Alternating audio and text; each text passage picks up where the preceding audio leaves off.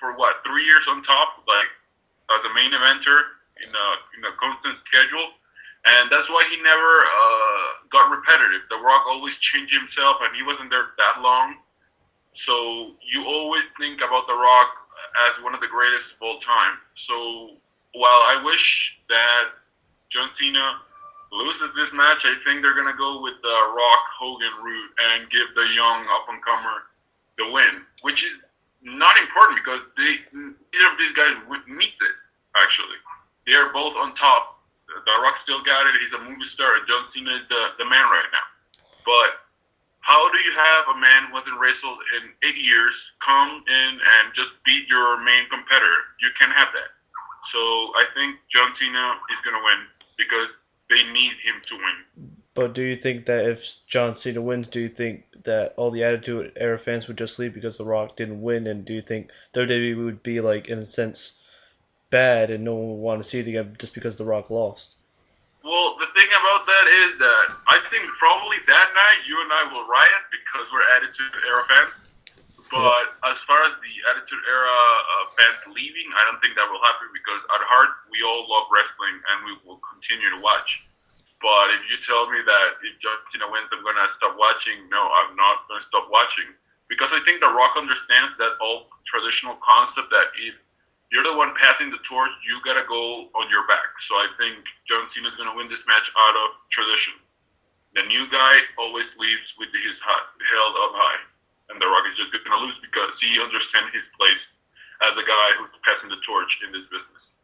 Now, just one last question. Do you think, since this feud between John Cena and The Rock has gone on for the past year, do you think that in this past month should The Rock should have had warm-up matches going into WrestleMania, or should it have just been like it is, just promo-wise?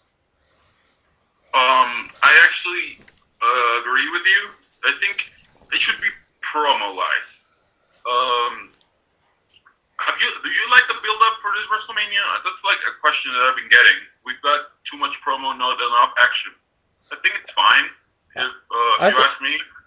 Personally, I think it's fine for this type of match because we don't technically want to see them fight other superstars because we just want to see them just go at it for one time and Yeah, I mean for the Rock situation he should have had I mean he had the warm up match back in November, but I mean he should have at least had, and if he should have had at least one or two warm up matches before going into this one.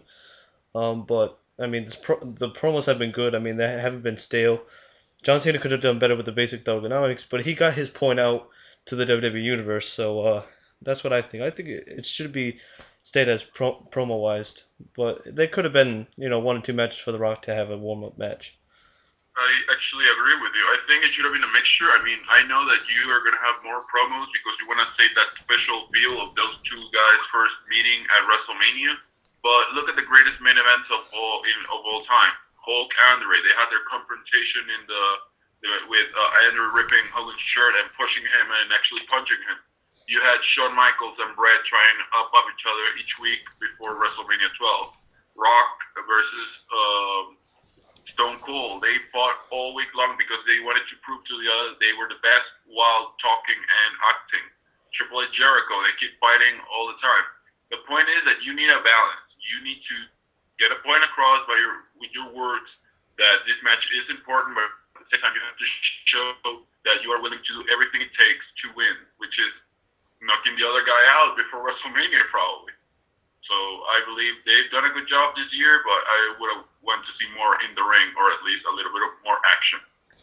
Well, personally, since The Rock is a movie star and John Cena is of course a wrestler, that's not giving anything to The Rock on because you guys know, and you know, Jose, that I'm a major Rock fan. I always have been. But John Cena, of course, has had his warm-up matches, of course, this past Monday with Mark Henry, even though he was in a car accident earlier that day. Yeah.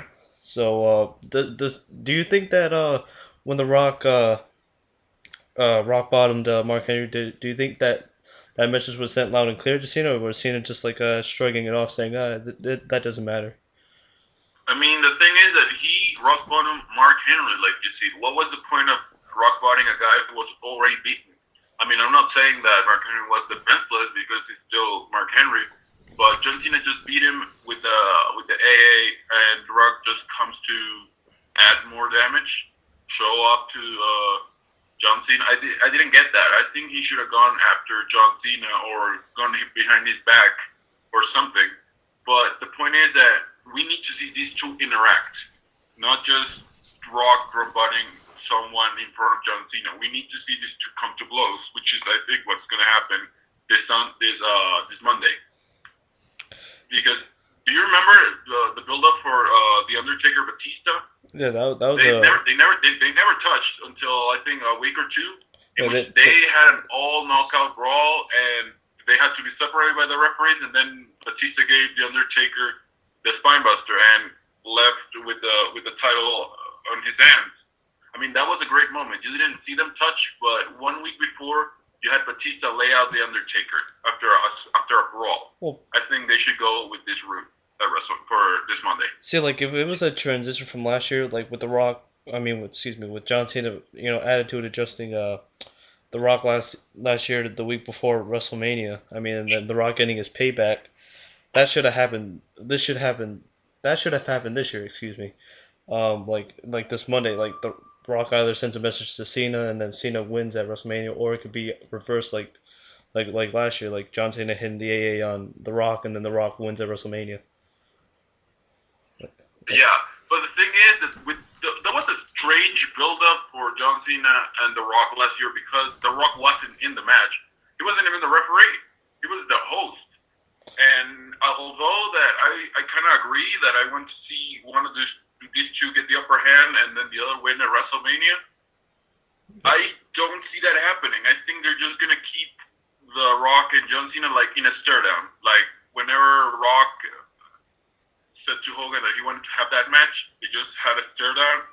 I think that's going to be the ending of Monday Night Raw this week. They're just going to have the stare down, and we'll see you at WrestleMania.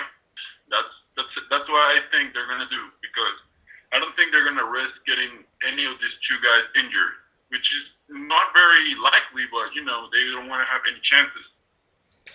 Yeah. So now just my final question before we cut this interview off. 2 weeks ago, if you want to call it last week, who had the better concert? Was it John Cena with the Basic Thugonomics bringing it back, or was it The Rock concert?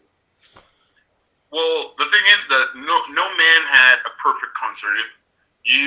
Some people can say that one was better than the other, and that's fine. That's what happened. I actually like The Rock's concert better, but at the same time, I think it went too long, and they just kind of killed it with that whole karaoke queen thing, because it was going too fast. Nobody knew the words. The Rock clearly couldn't speak as fast as the song was going, but the concert part was hilarious. I love that.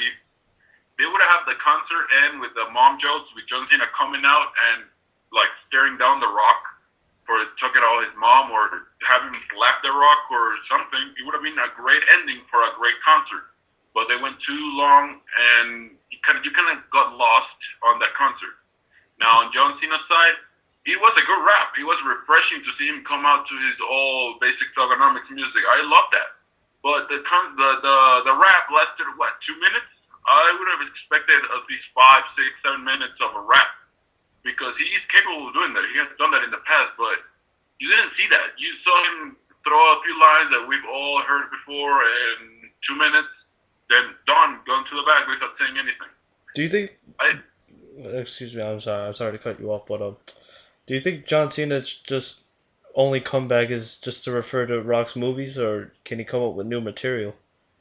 I think The Rock doesn't need any new material. He's not a guy that's going to be there to develop new material. So he's just delivering his greatest hits. Like, for example, when you go see Aerosmith, you don't expect to hear a new song. Just go for the greatest hits. On John Cena's side, I think you need to see something new. That's the problem with John Cena. We haven't seen anything new for the past 6, 7 years. Also loyalty, respect, rise above the hate. The only new things that we get are the whole things with his shirts. You can't see me, rise above the hate, now Cena sucks. That's the problem with John Cena. You don't see something new in his material. You only see it in his merchandise, and that's the problem with John Cena.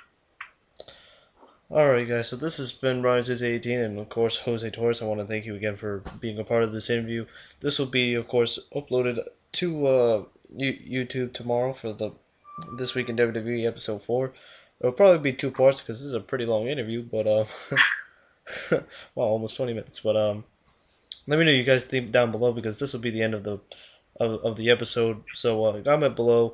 What do you think of our opinions going into WrestleMania 28? And, we're out, guys. Peace. Bye.